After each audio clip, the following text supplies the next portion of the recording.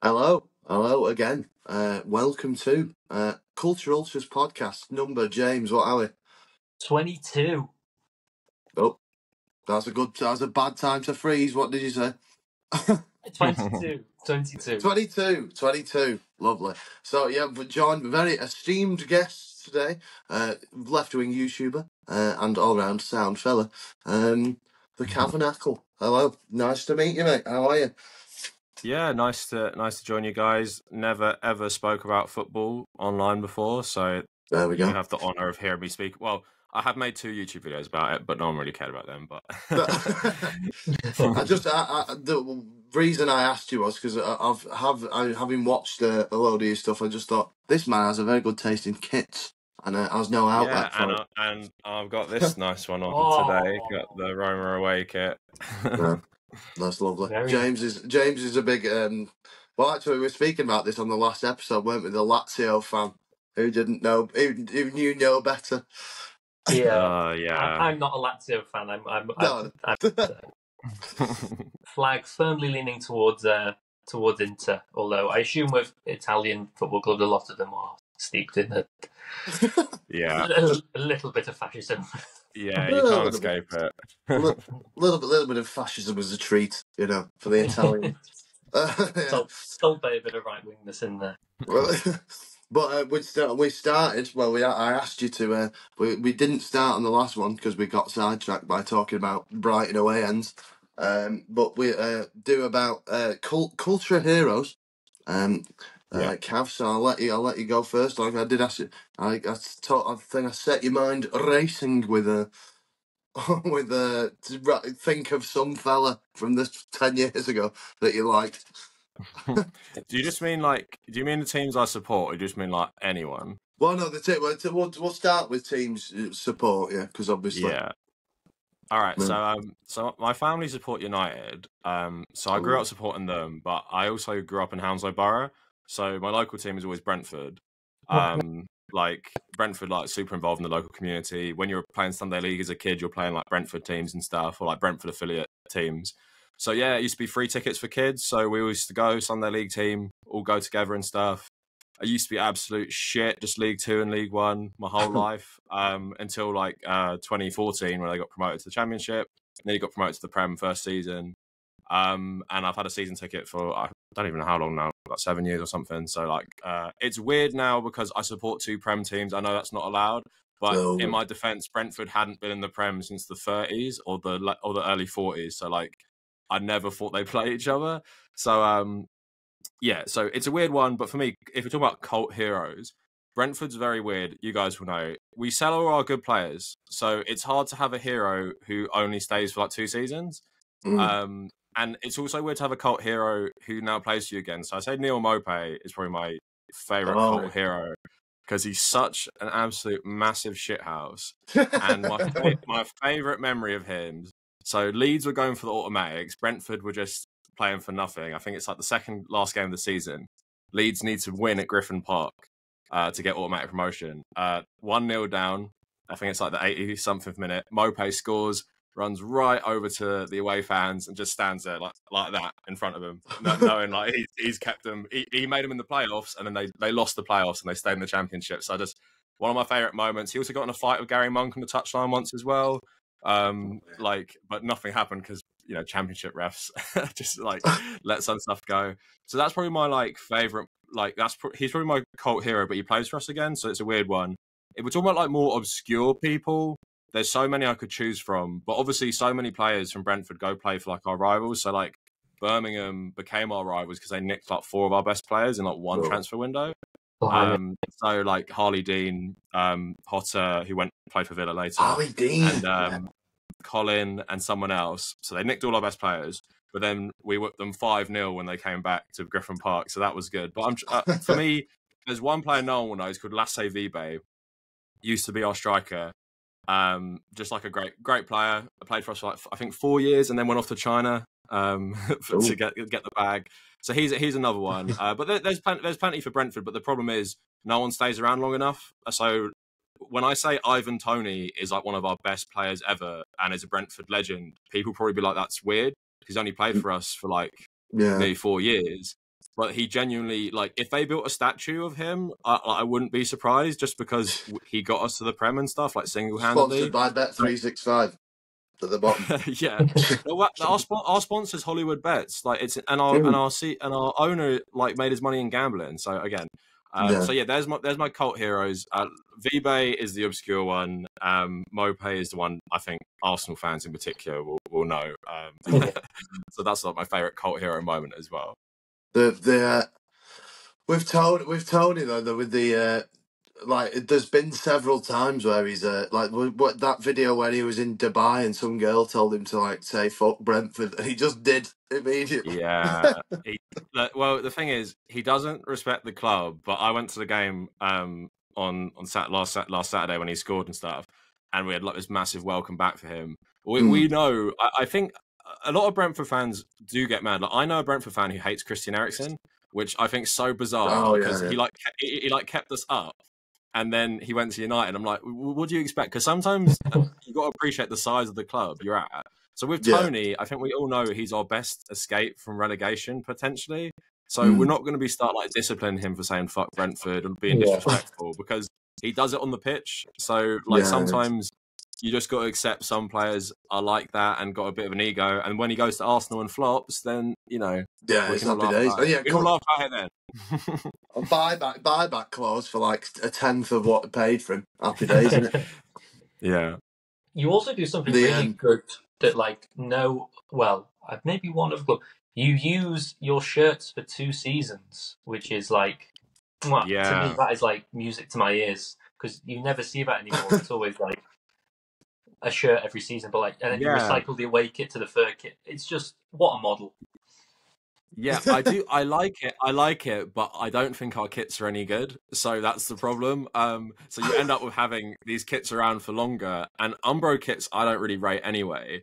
And I don't remember a Brentford kit I've really liked for about maybe 7 years. Like, we had a really nice home kit when we first went to Adidas, and I think, or like we went back to Adidas, I think it was something else for a bit. That's the first one I really liked. But lately, like, all the kits are so average. Even like, we have a nice kit with like the old badge. I'd love a really nice kit with that, but it looks like a training top. So I don't rate these kits. But yeah, it is a good thing, definitely. I think more teams should do it like they used to in the past. Yeah. But shame they're just like not really for me, to be honest. Now I'm waiting even longer for a good one. What do you make of the new badge, or the latest badge? Oh, the new badge. For Brentford, I think it looks all right, but I'm not really a fan of that new format, because Villa obviously got the same kind of one as well recently, where it's just like a circle with a new badge. I don't mind the Brentford one. I do prefer the old one, which is like a kind of crest with Brentford, and like you have the different things. I kind of like the classic ones for a lot of teams. But I don't think it's the worst redesign. It's not like that Leeds one with that like just headless man on it. Like yeah. So I don't mind it, but it's like, you know, this is why I bought this shirt, because I just like the classic like badges and stuff. I like them making a comeback. So yeah, with Brentford, I don't mind, to be honest. But I have a theory about that. I have a theory about badges, right, and why they're all becoming circles, right? It's because of the age of social media, right? Because you think about all profile pictures are all circles, aren't they? Yeah. So there's kind of like a minimalist approach to designing stuff now, where like, I think it's a lot easier for kit makers to not be that intricate and mass-produce things. Well, if you look at all the like the old-fashioned badges, where it's like, you know, like it looks like the back of a passport or something, with like a load of unicorns and like all this shit on it. I think that's like, they're also very hard to just like make on a t-shirt or something, aren't they? To flog. Yeah, if you have the old badges, it's like you can see how they've been threaded. Like, you can actually see that material really clearly. And if you touch them, they feel so much nicer than new ones. Where the new ones are, a lot of the time, they might as well be stickers. Like, I'm feeling my one right now, and it's just like a patch. Where the old Brentford one is like, you can very much feel like you're saying, it probably takes a lot longer to make those badges than it does just, you know, making a little circle with a lion or a bee in it. Well, evidence on this one. I bought what year are we in now? 2024. I bought this 6 years ago, and it cost 140 quid. Dinamo Tbilisi in Georgia as well. So this is like look ridiculously expensive for the cost of, and like it's all coming off in the wash and that it's all been like just stuck on. So yeah, that's that. Yeah, shit new badges. Thatcherism. That's what it is. Yeah. Another thing I was gonna, I first saw that Brentford badge on a DVD of what's his name? What's the name of the guy who does the? What's the name of the guy who does the chase? Bradley Walsh. Bradley Walsh. It's like Bradley Walsh's football blunders, and he had a big Brentford top. And he was going like that. He's like that and the band Hard-Fi. They were my first introductions into Brentford. Someone said on the last recording that one of their away days they enjoyed most was Griffin Park. Obviously, you've moved to the G-Tech. Am I right in saying there was a pub in every corner of the terrace? Yeah, there was literally a pub. On the outside, there's a pub on every single corner. Yeah, I was thinking about that stadium recently. Like I don't miss it in a lot of ways because the seats are so. Like, I don't know if you've been to like, I guess like what's Fulham's ground again? I've forgotten the name. Craven Cottage. Craven Cottage. Yeah, if you've been there, like it's so fucking crammed, the seats. And Brentford used to be like that as well. But there is something like when you're so close to the like the actual pitch, and there's something about those old stadiums as well. Just really historic, old. Like there's nothing really like them anymore. So you do miss that like nostalgia and like so many good memories go in there. Like, and also I associate it so much with the Championship, where when Brentford played at home, they would literally dominate every single team. Like it was crazy for like maybe 5 years. Every team that come there would get absolutely blown away. It's when we had like Ben Rama, Watkins, Mope up front, and we wouldn't even push for the playoffs because our away form was so bad. But I just have such great memories, and just seeing all the players up so close, being able to hear it. Where now the G-Tech, like I love it for like how comfortable it is, really great facilities. Like obviously one of the newer stadiums in the Prem as well, but like you do lose a bit of that. Like I'm quite far away now, where it's kind of even hard to make out the other side of the pitch at times. So, but also like I don't know if you watched the game against Forest, but like the light shows, the sound system, even like the sound design in that stadium is really good. Like the atmosphere is so much better. So I do miss Griffin Park in some ways, and it's sad to see like it looks like fucking somewhere that's in Chernobyl or something. Like it's like post-apocalyptic. If you see some pictures from the last couple of years, they make them into flats because Eland's just getting really gentrified. But yeah, like new stadium's so nice. Like I can't really complain, and it must be nice for the players at the changing room. I've been in the old changing room. I don't know if you saw that picture from United's game yesterday in the Newport changing room. That was the old Griffin Park changing room, like the exact same fucking thing. Like a really, really claustrophobic old thing. Like even if you've played Sunday League, you might have changed in somewhere like that. So yeah, G-Tech. I'm happy. I'm happy for the players because it's good. I don't know if it's good for the community, but my girlfriend lives near the training ground, near enough that we can walk behind it, and that's just been absolutely changed like beyond recognition. It's so big now, so much money's been pumped into it, so that's good for me as a fan because I'm hoping we don't fall out of the Prem anytime soon. But yeah, you do lose a little bit of that, like, and especially how much like capitalism's ruining football and how much it's just very corporate. You lose a bit of that. I don't know, character, which you're seeing a lot when you watch the FA Cup in January, just all these old stadiums. And like Luton kind of has, the same vibe as Griffin Park, really. Yeah. I was going to say about that with the on a nice segue onto capitalism and football. With sort of like with European Super League and stuff there, and like where there seems to be like the top six now is even getting further and further away from, like, it's basically two league. Like if you look how bad if Everton have had the 10-point deduction, those three teams would be at the bottom and just be cast adrift this season. So like, obviously. Do you think there's any hope to be had, or is it just going to get worse and worse, and capitalism will ruin everything, as it inevitably does everything else? Oh yeah, it's going to get worse and worse. Like Brentford, we finished above like Chelsea and Fulham. We're not spending much, but now just looking at some of our transfer rumours, we beat Spurs to that player, and apparently we're paying like 40 million euro. We're apparently asking for like 20 million euros from this Inter player, and it's because I read the other day for Brentford's second season and beyond, they get 400 million a year from the league. And that's a club that like we used to spend no money ever, and now we're getting that. And it's like now we have a bit of stability like the gap between us and the Championship is just growing so much. Like even if we go back down, which Yeah, we're straight back up. in theory we could. Not even that we go straight back up, but we just have so much more money than the rest of the clubs. Where you have someone like from the, Luton is like a fairy tale. It's even more than Brentford, but like that's just not going to be achievable. And what you're going to see, like I don't know, I'm just saying what's just happening is so many more historic clubs going bankrupt in the pursuit of getting to the Prem. And even if you get small clubs like Brighton and Bournemouth and Brentford doing it, like what hope is there for even like smaller clubs at a point to get there? And the big clubs like Sunderland and others just like truly, and Portsmouth trying to get back in. I just think it's just so bad for football as a whole, where like people often say to me when I criticize like Newcastle, they're like, oh well, United and Arsenal in the 90s with the first football like cable deals and stuff, and I'm like, yeah, I get that, but at the same time it's like these are historic clubs that are there based on merit historically. Like and now you have clubs like City, which have never really been good in their history, bought by like oil money, and then now they're literally the best club in the world.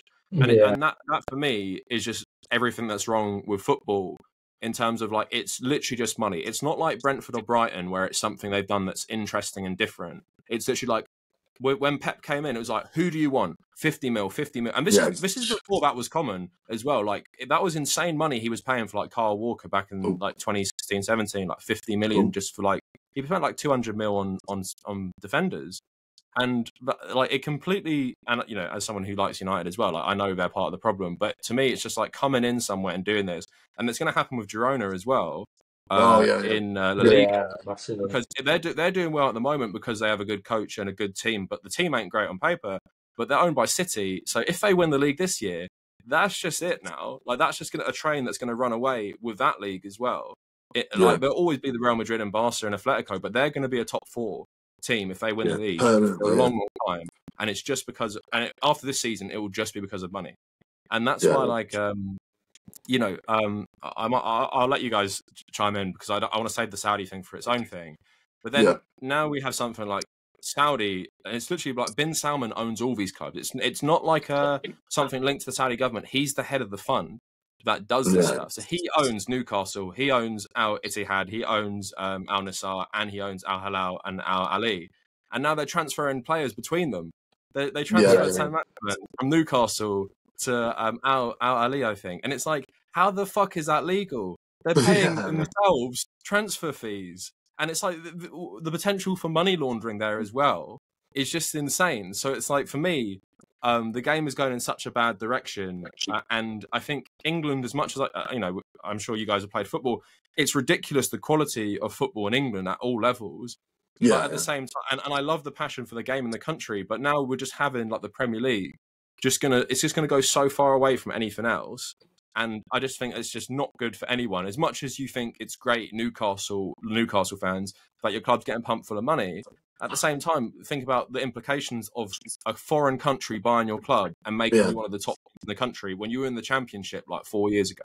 Yeah, a foreign country that's intent on evil as well. It's not just like, if it was like, I don't know, the Slovakian government that's happened to have a load of money lying around, whatever, no problem. But when you're talking about, you can get beheaded for being homosexual, or being a state apostate, then but it's like we're saying about Girona, mate.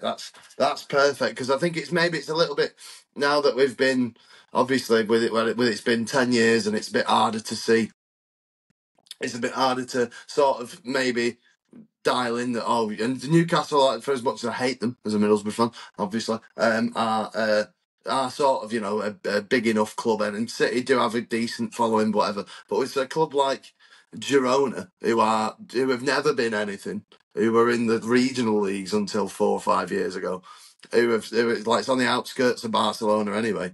Like, I think when as you say, because even if they finish in the top 4, they don't even have to win the league, do they? If they finish in the top 4, they get Champions League money. They can attract Champions League quality players. They can pay the wages. I think, like, it's much easier to see when it's a club like them where you can show people like, look, this is fucking broken, because if we can't, like, you can't have a club like, because they will, like you said, they will just take off, and it's sort of like a fairy tale story at the minute until you go, oh, City own them actually. Oh, right, okay. A bit like the kind of Red Bullification of football as well, where it's like, we'll just take a team that hasn't really done that well and just shove a load of money into them, and that will be it. Then they'll be like Red Bull Salzburg are like obsolete pretty much now in. And they've got Red Bull Bragantino they've got New York Red Bulls, they've got Bragantino in Brazil, they've got Leipzig, Salzburg.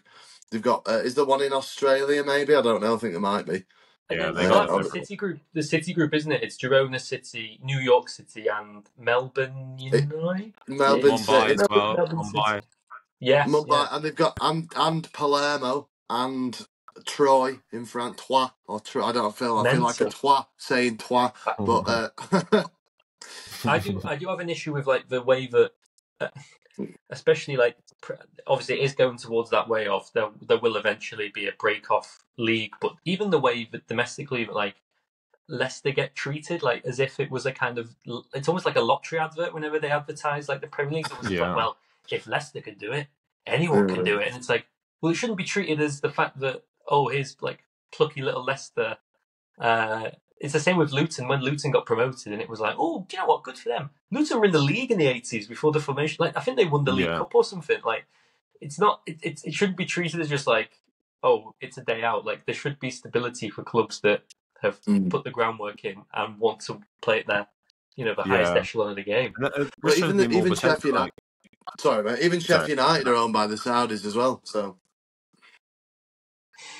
Yeah, and it's like now your choice of owner is like gambling CEOs becoming football owners, like Brighton and Brentford's, golf monarchy like Newcastle and, well, City not technically, but he used to be the vice premier of Dubai or whatever, and then City PSG, or owned by Americans who just want stability and to use your club just to I don't know, buy debt or some shit. I don't even understand it. But and then like it's like what is the option? Or some like dodgy Greek guy who owns Forest and Olympiacos.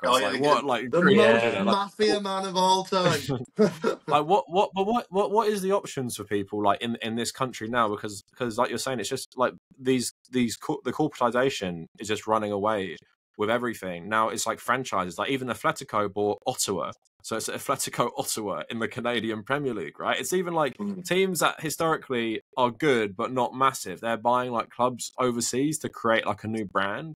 And it's just like, even like, people are excited about Inter Miami, but the MLS is decently run, not because of the owners, because of the regulations. But now David Beckham, and then they're just shitting all over that. Like, you shouldn't be allowed to put Suarez, Alba, Busquets, Messi, they bought in some other foreign players as well. That's typically like not allowed in the MLS, but they just keep paying the fines and breaking all the rules. Yeah, so like Inter Miami will be the MLS super team. Like Jordan with the fucking shoes, but in actual ways that affect the game. Yeah. But that's the annoying thing, because the MLS is one of those leagues that you're talking about, like Leicester, like it was seen as such an anomaly and stuff. But the MLS is one of those leagues where you get like a different winner every single year, basically. Yeah. And sometimes you have Toronto, they dominate, and then they're shit. Then you have Atlanta, they dominate, then they're shit. And then you have like all these other teams that might be consistently okay, but LA Galaxy, one of the worst teams in the league now, and they spend the most money. But that's just a good thing to have. But now you're seeing all this influence come into the MLS as well, which, I don't rate American football owners, but like I like the league's regulations on pay and regulations on how much foreign players you can bring in. And now it's like even that is being destroyed because they're realizing, oh shit, like there is a market for American soccer, especially with the World Cup coming up there as well. So it's like, we can talk about like Germany and stuff, which is probably like the last main league which has some sort of like decent enough regulations or like agreements on the regulations for ownership rather than what they buy. But then it's like, it's good in some ways. I know Germans would prefer it because they'd rather buy and win every single year and have their model. But then, like, you're talking about Red Bull in that league as well. And it's like, what comes next after, is that like City or others getting involved? Because I've seen some people involved in German football saying we should be like the Premier League, basically. I'm always very skeptical of the kind of tech startup like investors. Like I'm a bit worried for Everton with this 777. I think they've given them 13 million or something, and it's like, yeah, we need a lot more than that. And they're like, yeah, I don't think we have that money at the minute. I'm always a bit wary where like even before that with I'm not an Everton fan, but Fard Mashiri being backed by Usmanov and all the money tied into the stadium, it's just be careful. But then, like you say, who do you go to? Who do you go to invest in your club? That's the type of owner that's died out, James. With the we've gone through, we've sort of seen the last of the Soviet Union plunderers, Abramovich, Usmanov. They've sort of gone. They're not about anymore, them lads. I've forgotten the guy who when it got Blackburn the league title, but was like a local Jack Walker. And just invested. Local businessman who just went mental and give him like 50 million quid. I don't think you see. I mean, I know Rob and Ryan. Obviously, it's documented well that they obviously do care and do, but like that's a finite example, really, to be honest. Yeah. Well, the thing is, it's like as much as I don't like rich people, and I wouldn't want them involved in the game anyway. It's like I'm not saying every single rich billionaire owner doesn't care. Like the Brentford owner clearly cares about Brentford. Like Brentford is a good club, like fairly progressive club, looks after the players like well enough. I don't think it's like a terrible. He's like a terrible person in that sense. But it's more like sometimes you do get terrible people who run the club well.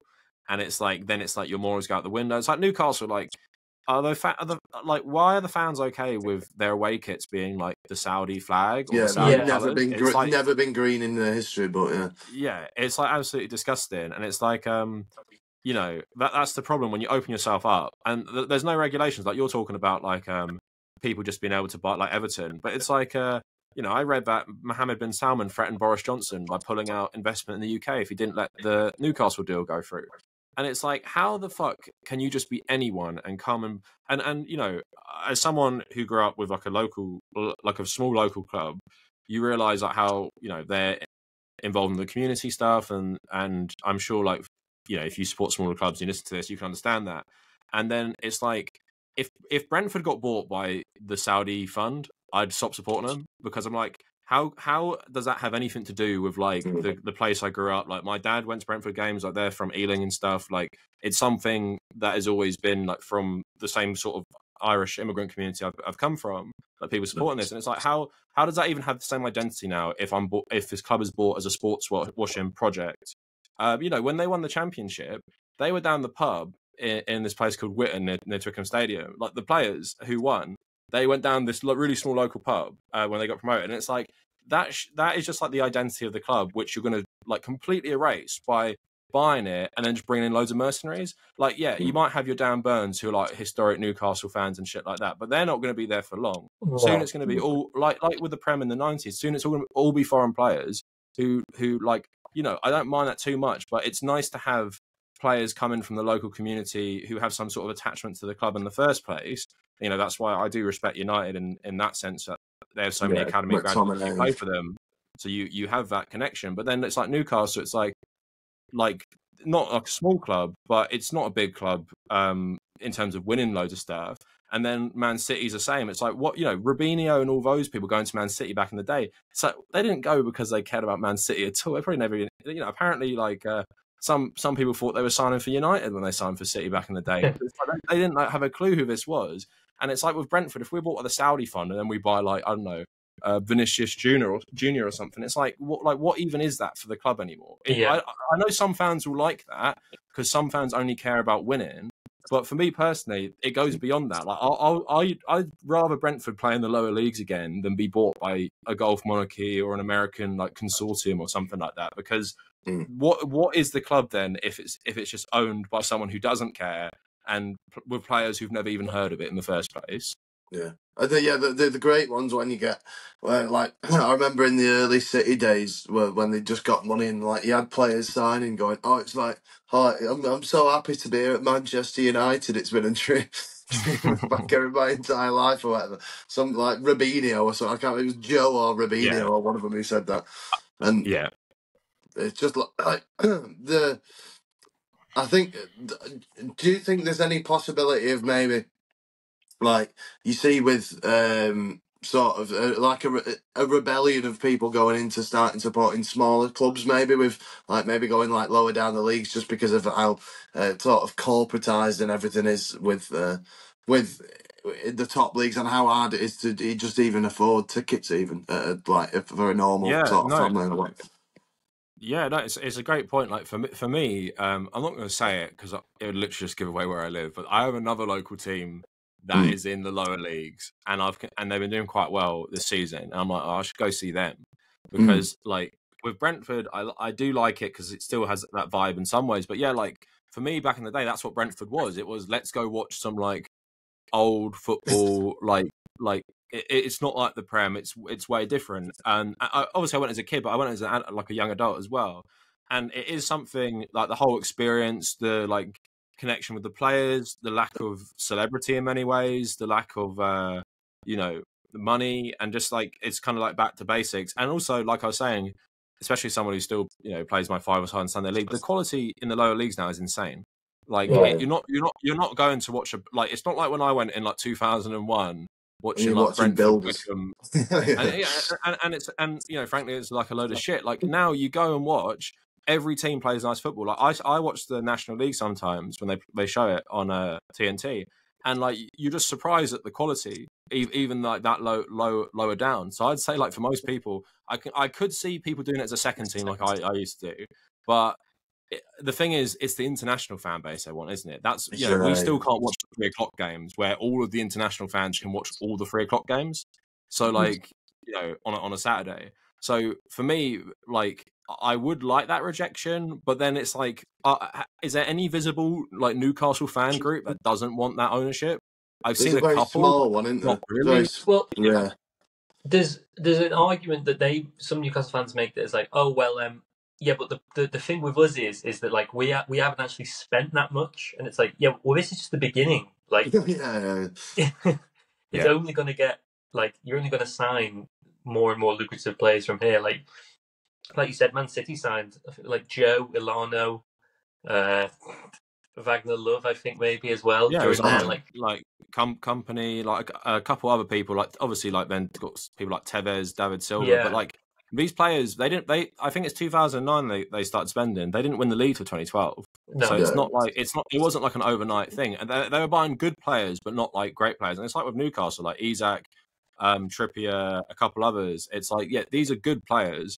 I think Isak's very good actually, but like it's like they're going to start getting people who are really good soon. Like they're going to be nicking like top talent, and maybe like even get a new manager at some point as well. And it's like then you'll be like, oh well, you've bought the league. If Newcastle win the league in the next 4 years, they've just bought the league.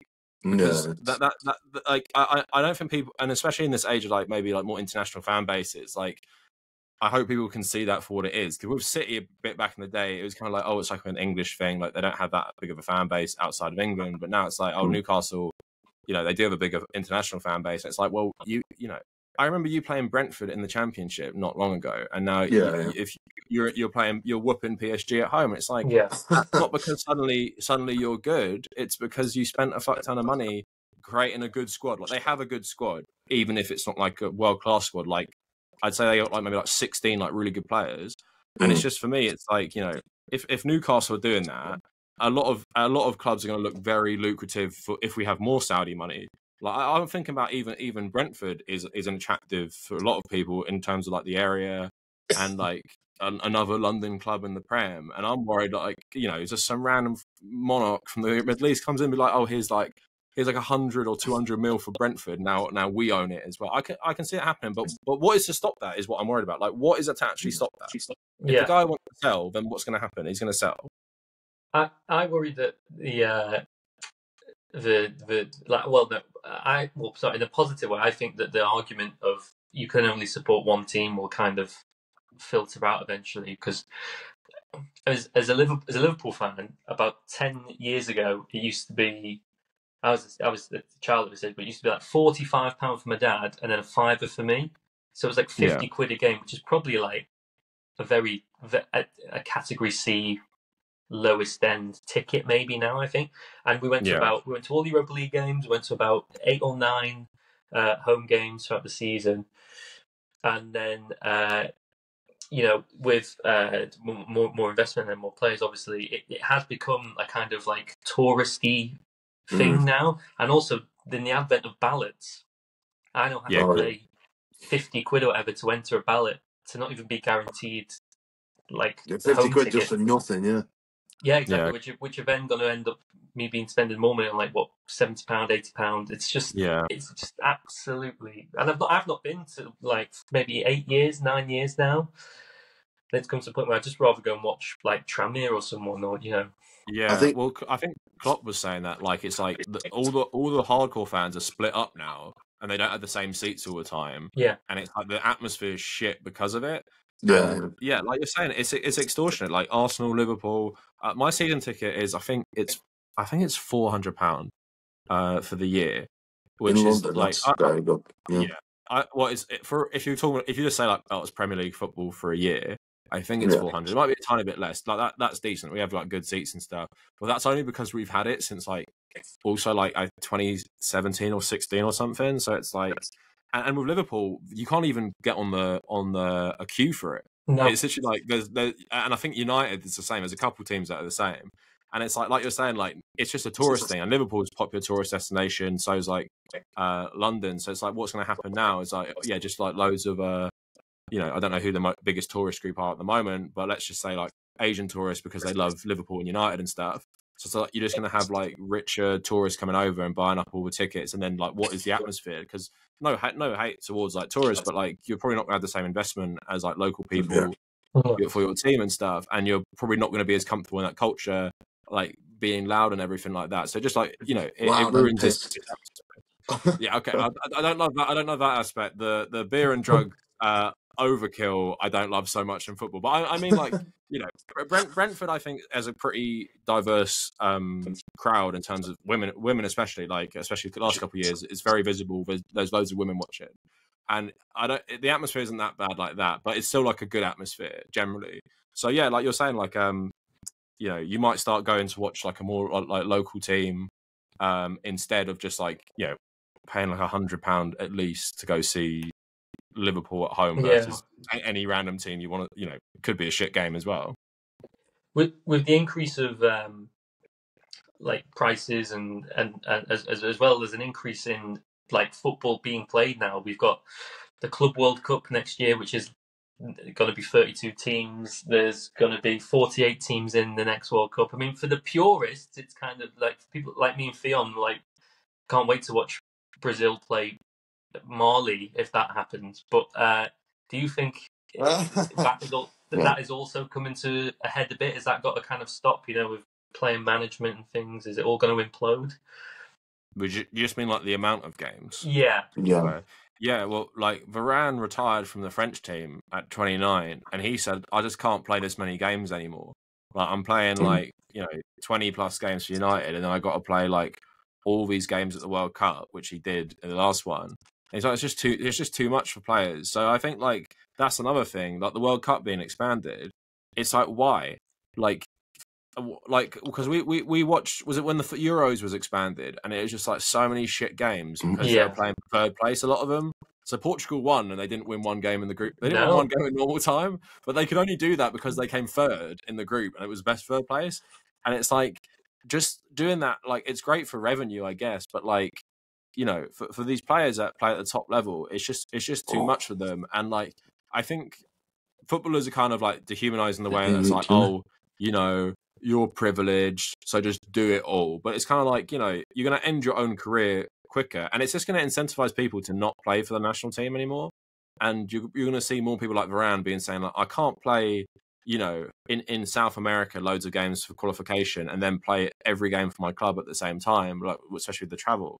So yeah, like you're saying, it's great. It's great for the watcher or the viewer to have more games, of course. But like, for me, in terms of why it's happening, I don't like it in terms of it's purely for money. And then obviously in terms of the players, you don't want your own club to be completely fucked over by your players paying international games all the time. Like for Brentford, already, well, we could have had it even worse, but Mbeumo got injured before. But we like all our players going for the AFCON and the Asian Cup at the same time.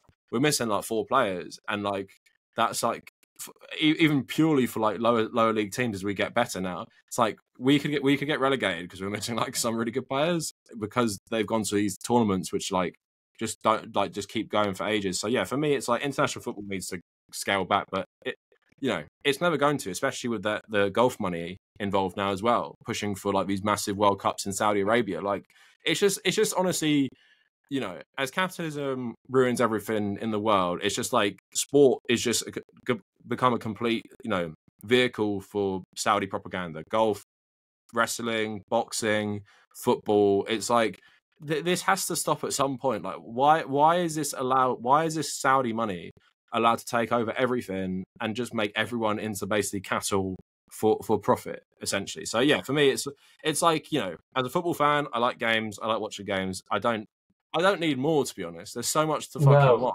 I don't need more.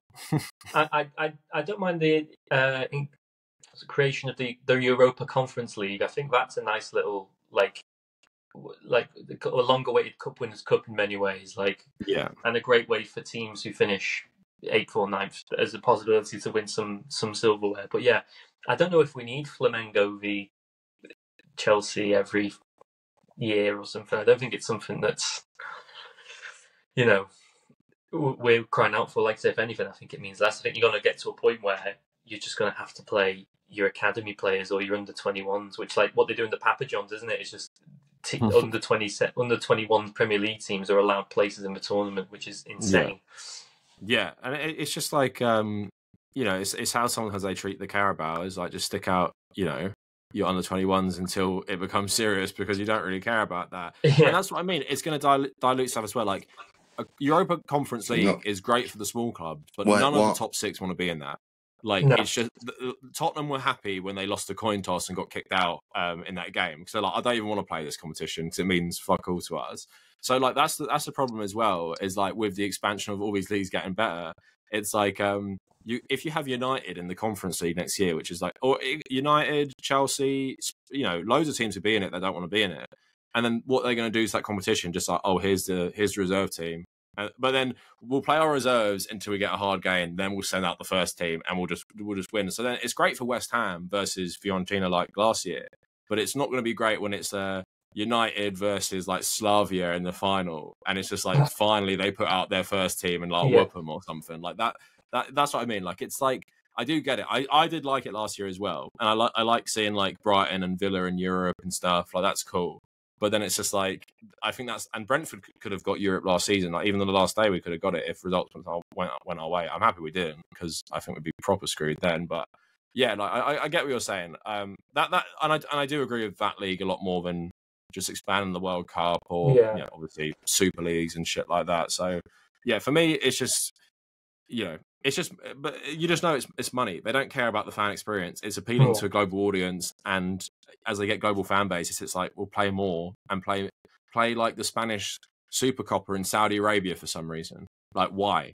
Like if that happens with England, I'm literally going to be so checked out. Like if they start playing like the Community Shield in like Dubai or something, I'll be like, what is going on? But that's what they do with other leagues now. In Italy and in Spain, they both do that, which is just insane to me. It's one thing to have a semi-final at Wembley. It's another to put it in a Middle East and charge extortionate prices for it. I know, it's so crazy, absolutely bonkers. Well, thank you so much for doing this, mate. This has been incredible insight into state of modern football. Hopefully, there is enough support out there that stuff like this doesn't happen. I say that in a very pessimistic attitude, but fingers crossed. Finally, we'll end on a positive. Obviously, Brentford, probably the best period in the club's history. Have you got like a favourite moment from maybe the past couple of years with Brentford, either the promotion or was there a particular game that stands out for you? Oh yeah, it sucks though because we shared a season ticket. I didn't get to go to like the Arsenal 2-0 at home or the Liverpool 3-3. Yeah, it's a hard one. Like we've got so many good results. I'd say when we smashed Chelsea like 4-1 for the first time we're away back. at Stamford Bridge. Sorry, That was like, oh we're back. I'm not sure what happened there, but we may have missed something. Cav's just talking to us about Brentford being Chelsea. yeah, highlights. So yeah, probably the first game at Stamford Bridge. They still haven't beaten us yet, I don't think. Obviously the first game against Arsenal, first game ever in the Prem, beating Arsenal 2-0 at the G-Tech. That was sick. I'm trying to think of like my absolute favourite, like personally going, because it's a hard one. I'd say constantly spanking QPR has to be a good one. Because growing up, I always knew QPR and Brentford were the main rivals. But what happened is, quickly after I was a kid, QPR went in the Championship and Prem. Brentford were just stuck in League 1 and 2. So I never saw Brentford QPR until I was, how old was I? Until I was 18 or 19. And I always in my head, I was like, people at school, it's like, you know, if you're West London, the derby is QPR Brentford. So I remember I went to Loftus Road for the first time ever, and we just like destroyed them 3-0. Like it was so satisfying. Like finally, just like after seeing QPR in the Prem, seeing them being shit, and also I like them being shit now as well. So I'd say probably that on a local level. In terms of like the Prem highlights, it could be anything really. We've had so many good results. Like we beat City twice last season. Only team to do that. You know, beat all these teams at home. I'm honestly trying to think. I actually really enjoyed Saturday's game as well with Tony coming back. That was like one of my favorite games I've been to recently, just because we haven't won in like 9. So, but yeah, like the future I hope is bright for Brentford, even if it's not bright for football. But as long as they're not bought by like a golf monarchy, I'll support them. Like, you know, I don't care about going back to the Championship if we have to. Like we've survived so long. The other day against Villa, 9 of our starting 11 played in the promotion season. So like we still have like the same players, a lot of them. So I don't mind, because you have that attachment to the players and the team. You know, there's people who come through the academy as well. We've changed our academy. Obviously, Beckham's son plays for our B team as well. So yeah, like yeah, I don't really know the direct answer to your question. It's not like Mope where I have a cult figure as my answer, but yeah, I'd say just, you know, the Premier League has been just like a wild experience. Going from watching like Brentford, Barnsley, or Brentford, I don't know, just all these like more low league teams, and then watching like Brentford, City, Arsenal every single week. Like I went to our game against Arsenal at the Emirates in 2018. You're just thinking like, oh, this is so sick, we're playing Arsenal, and now it's like I've seen them play Arsenal twice this season, and it's like not even a big deal. It's a really weird for them.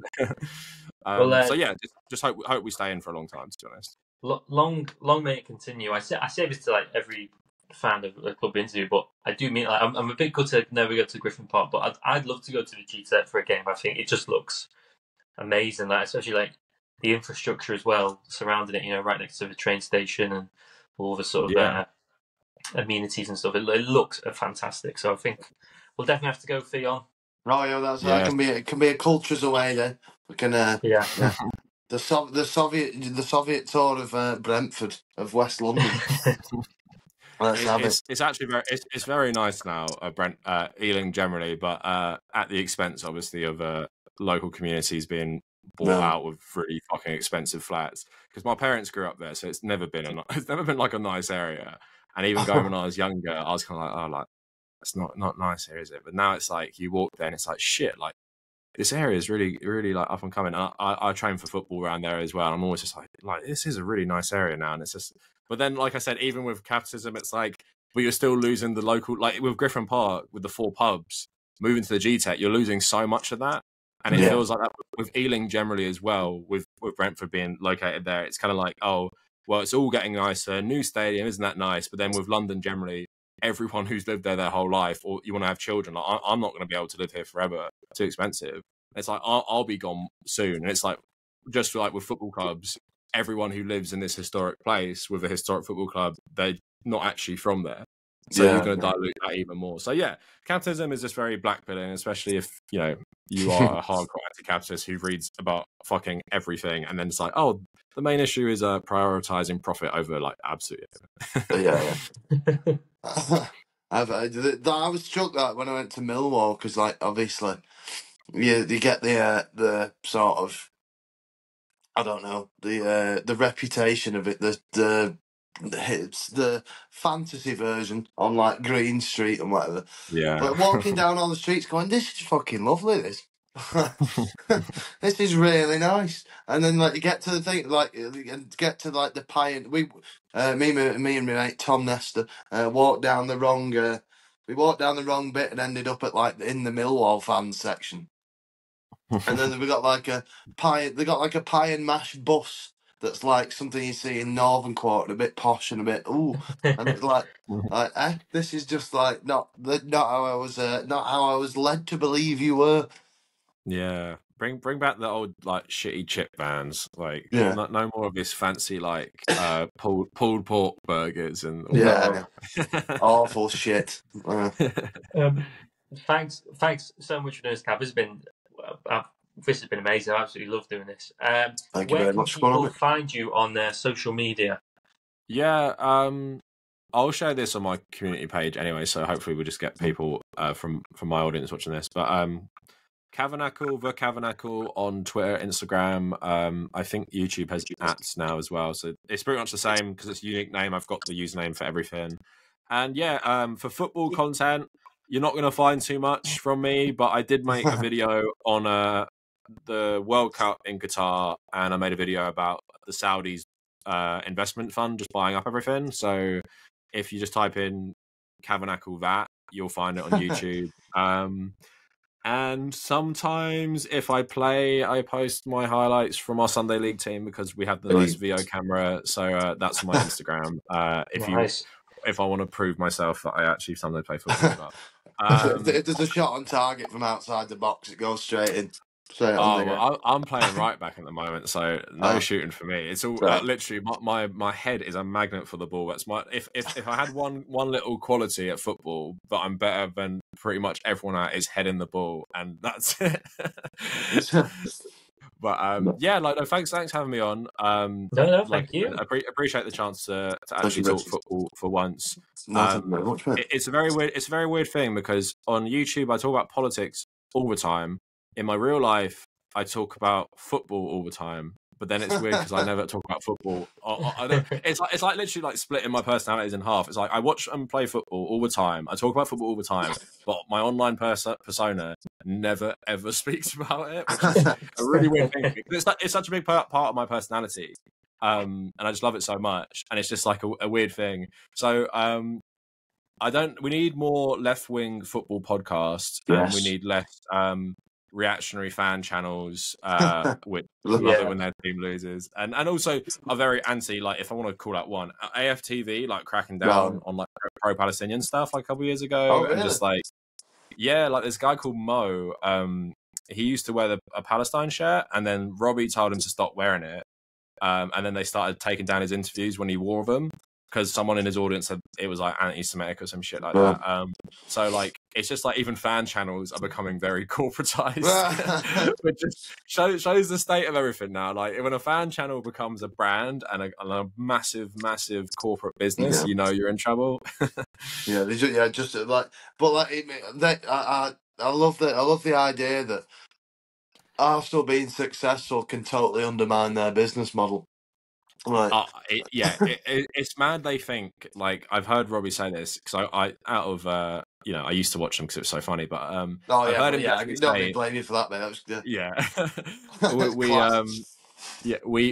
He said we used to get the same amount of views when we win, and I'm like, yeah, but you really don't know. Like, your success is based on Arsenal not qualifying for Champions League for like 5 years, and you guys all going mental because you're getting battered by every top 6 club every single time. Like that's and the eccentric personalities. That's why you're big. But at the same time, now they're like a super safe, friendly brand. Like, it's not as fun anymore. It's lost its charm, and just like with everything in football, it loses your charm when you start just doing everything for profit. As soon as the money comes in and starts like dictate, that's it, and that's the end of the. Yeah. No, exactly. My favorite was Claude, who said Christmas is cancelled on one of them. But he's rest in peace. Yeah, He was a legend. rest in peace. Yeah, like yeah, like they had that like troops, like made me laugh so much. Like the thing is, the main problem is with these people is if they were more likable and seemed like nice people, I'd be a bit more like. I'd root for them a bit more, but because a lot of them appear to be shitty people, like that DT guy and stuff, Mr. like D, yeah, I'm just gonna say, yeah, it's kind of like, oh, I don't, and you know, some of the shit they say, it's kind of like, oh, you know, And it's the hard guy to. the guy with the headphones who complains that the pitch was wet. I've forgotten his name. Ty, yeah, Ty, just that's like, it, yeah. There was that great shot of him though, that when they did the like, you know, when they do the players walking in on Sky. Oh, they thought he was a player or something. And he's on his headphones and he's in like the full tracksuit and he's just going, but like super slow-mo.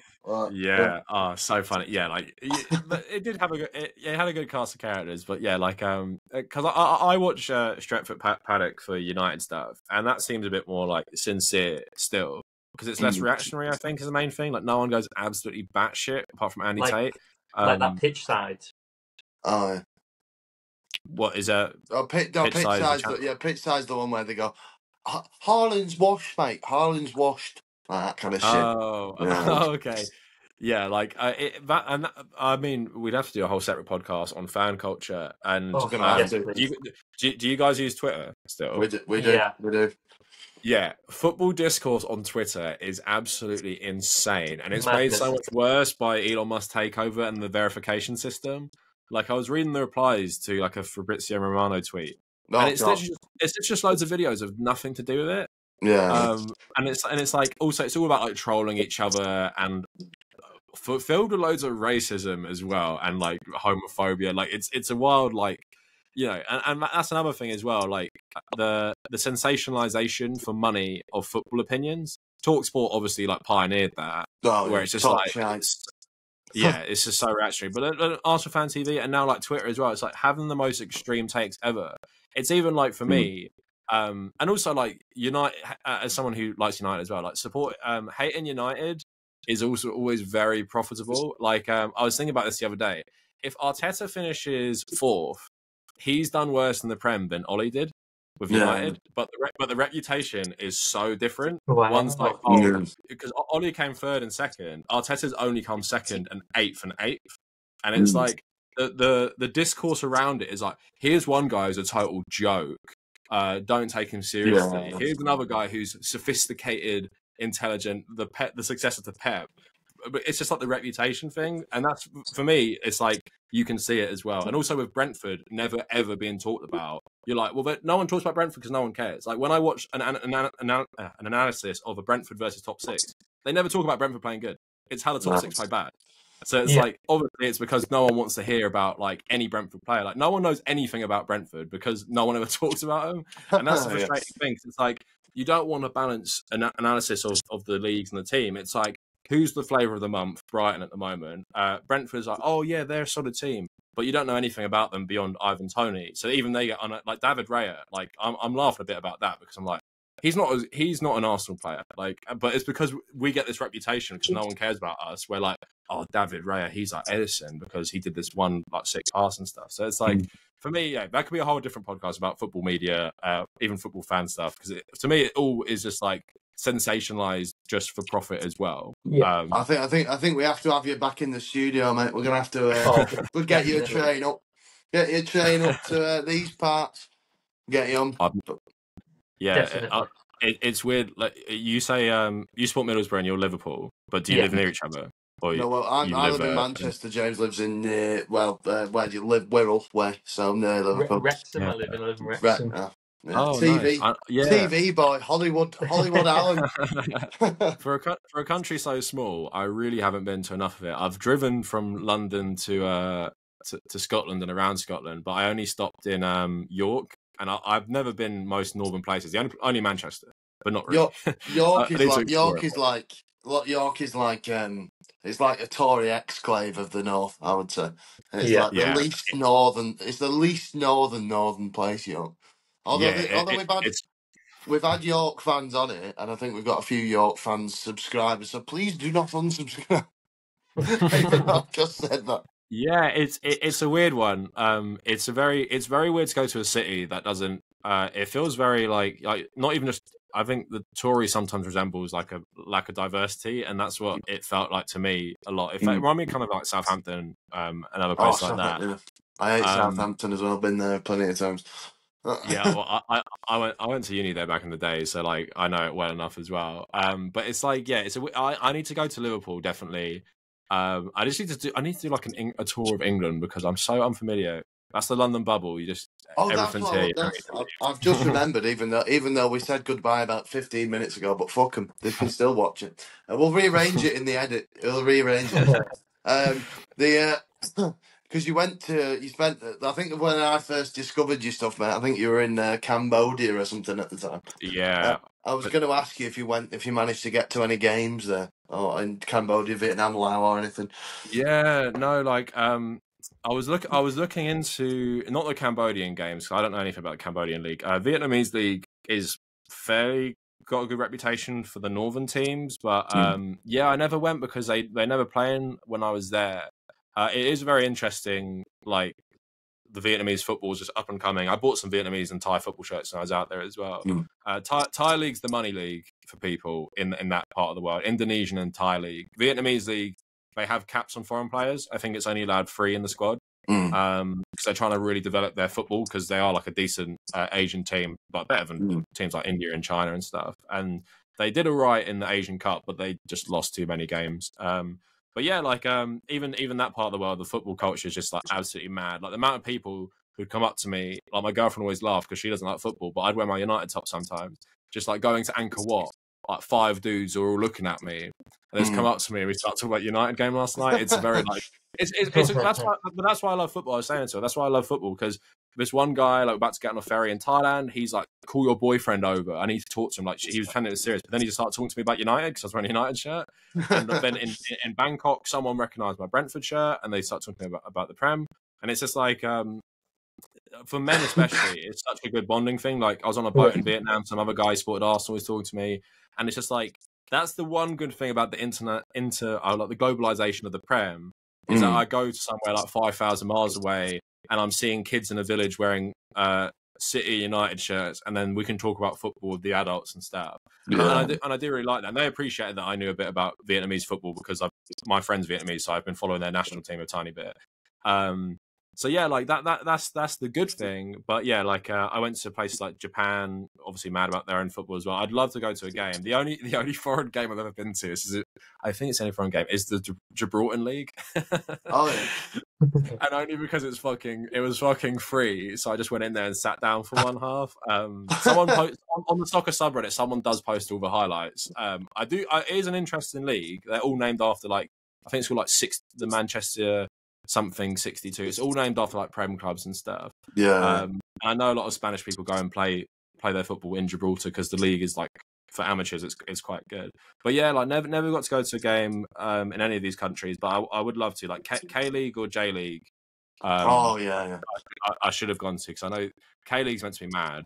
But yeah, like it's interesting to learn about the football. Like I bought a Port FC shirt from Thailand, and it's just like just reading all about that team specifically. It's just really interesting because you never think about like poorer countries leagues like that, and then like reading about the history and the rivalry and even like fighting at these games, especially in Indonesia. It's so crazy to think about like this game that everyone loves just being. It's just like every country now has like a decent league, which is just mad. Like everyone's just gotten so good at football. Like when I was a kid, it felt like the standard was so bad, and now when I go five-a-side sometimes. Just playing like some random dude who's just like coming off work. I'm just like, you're fucking ridiculous. Even in my Sunday league team, some of the people play with, like, you're insane. Like you're ridiculous. Like why have you not been pro? But then I watched someone the other day. It was like most lower leagues are just filled up with ex-academy people now. Yeah. From the top clubs. So now I know why my people I know in my real life can't play pro. It's because the standard is fucking mental. But and even I don't know if you've seen those Angolan street football videos. No. It's like type in Angolan street football. It's funny because they like do like these dances, but like their technical ability is just so mad. It actually depresses me as a kid that I ever thought I could be like a professional footballer. Because when you're an adult, you realise, like, oh my god, I was so shit. Really, I thought I was good. I was so shit.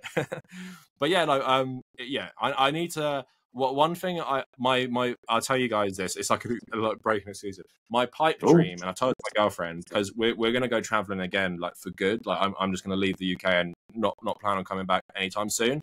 I really want to start a YouTube channel where I go around and play football locally with people and talk about it. That's amazing. Because my friend got stuck in Siem Reap, Cambodia for lockdown, when he was traveling, and he played so much five-a-side football in Cambodia. And when I was in Japan, I would see like these people playing five-a-side. I'm like, I would love to play in that. And obviously, I don't know if you guys have ever played football with people you don't speak the same language as. I don't know if you guys have ever done that. I've once or twice on holiday as a kid, yeah, definitely. Yeah. I did it before Christmas with a bunch of Turkish guys who either didn't speak it or were choosing not to when I was there. But I was saying to my girlfriend, it's really interesting, like how much of a global language football is, and how like I just joined a bunch of strangers who were all speaking like Turkish to each other, and they didn't even speak English to me at all, so I don't even know if they did. And it's like we can get on, communicate. You can even get like in that very short moment you play like a team bond, especially when you feel like you're the underdog in that environment. and I just love it so much because it's just, especially for men, which it's hard for men to often relate to each other on a lot of things, just like this like global language of football where no matter where you go, you can play it, talk about it, and even if you can't speak the same language, you can understand and have that connection. I just think it's something really nice, and I'd love to, when I'm traveling, I'm going to do this anyway. I'm going to start joining like groups on Facebook in local areas I stay to play football, but I would love to do that as like a YouTube series. But again, as I said to you, no one who's left wing online seemingly cares about football at all. Yeah, so this is us. We'll become a media conglomerate that's never gets safe, but we'll sponsor you to go out into play football in Kazakhstan or something. No, I'd love it, honestly, but it's just for me, it's time commitment, and like, you know, especially when you're self-employed YouTuber, it's like if you're diverting time away to do something else, which you know is just a pure passion project. But yeah, that is like my pipe dream. If I was absolutely loaded, I would go do that tomorrow. But we'll see. Maybe one day. Thank you very, very much for coming on, mate. It's absolutely pleasure. We've now, because we've spawned about 17 different ideas for other ones, we're gonna definitely get you in the studio. So some point 100%. Soon in the next few months, we'll take you on the tour of Liverpool. There you go. Actually wouldn't be bad, as long as there's stuff to do apart from the pub. Just what more do you want in the pub? As I've gotten older, I've lost any appetite for drinking anymore. This is another idea. This is something I also feel very strongly about. I feel very ostracized from football culture generally because I don't drink and I don't like engage in that sort of thing anymore. Like even my own football team, I feel like the odd one out because I don't do that. Yeah. So, and I know it's like a really good thing for socializing, but personally, because I don't do it, I feel like so like you're the like weird one because you won't go on the piss after a match or something like that. Yeah, I suppose it's... Sorry, mate, go on.